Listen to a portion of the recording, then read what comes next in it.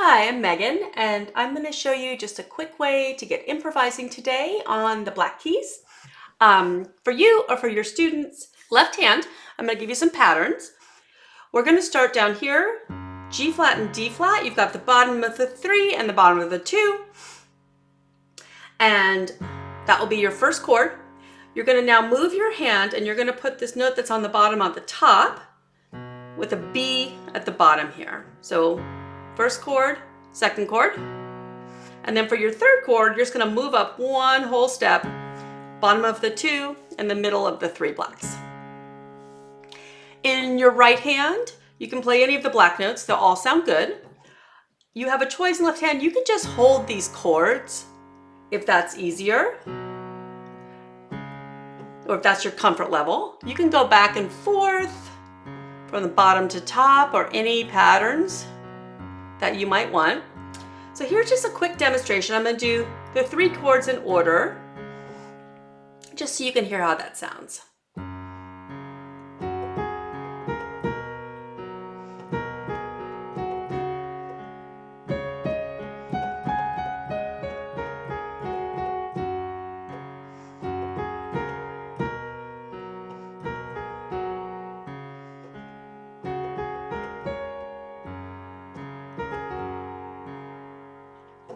So easy 1, 4, 5, you can put those in a different order, but since G flat here is your home tone, you do want to make sure you start and end with that chord to make it sound good. We can also put some octaves in here if you like the 1, 5, the 2 notes you already used, and then just octave on the top. Nice pattern, bottom, middle, top, middle, top, middle, top, middle. And then you do the same thing on your other chords.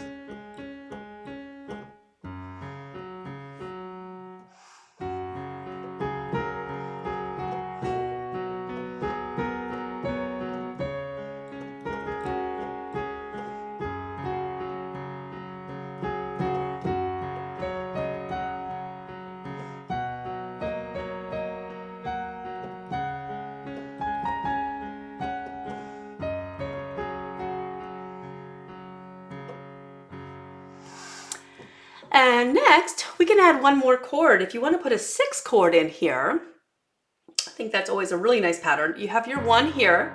Instead of going up to your 4, you can put your 6 chord in next. You're just hopping down 2 black notes. And then do your 4, 5. So you have this one, down 2 blacks, the one with the white key in it, up a whole step. I'll just give you a quick demonstration of how those sound together.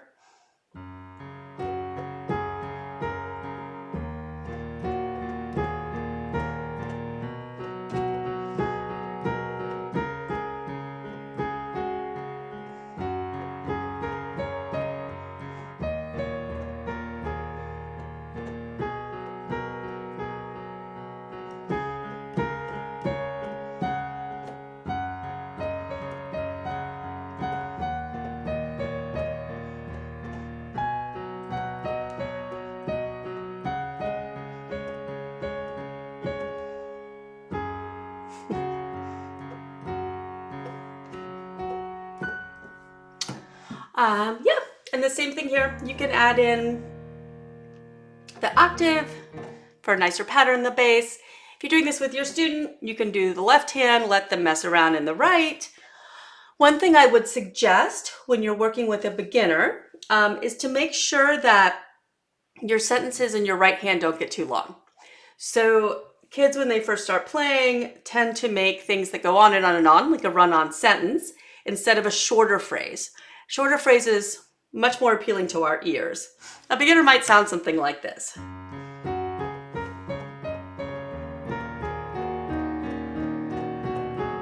Right, without stopping, no ending part for the phrase. So if you keep them to 3 notes, 2, 3, put on some boundaries, maybe 3 notes per. Suddenly you have something much more musical. All right, well, I hope that was helpful.